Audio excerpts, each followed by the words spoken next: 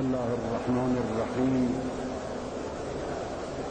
والحمد لله رب العالمین نحمده ونستعینه ونتوکل علیه ونستغفره. کتاب به مولامون و صاحبمون حضرت بقیت الله ارواحنا فدا.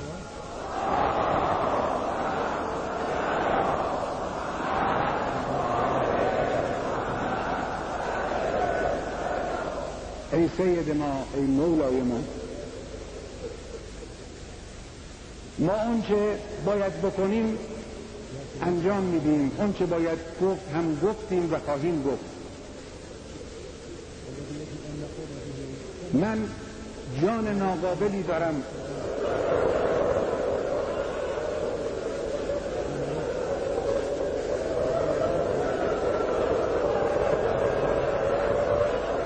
جسم ناقصی دارم،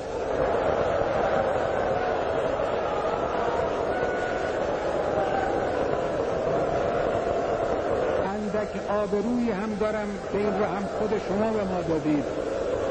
همه اینها رو من کف دست گرفتم، در راه این انقلاب و در راه اسلام خدا خواهم کرد.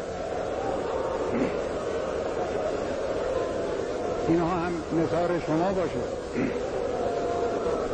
سید ما، مولای ما، دعا کن برای ما. صاحب ما تویی، صاحب این کشور تویی، صاحب این انقلاب تویی.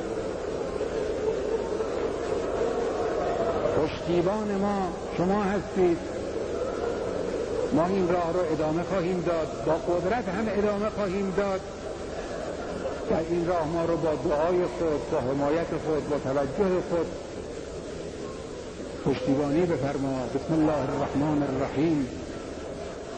اذا جاء نصر الله والفتح ورأيت الناس يدخلون في دين الله افواجا فسبح بحمد ربك واستغفره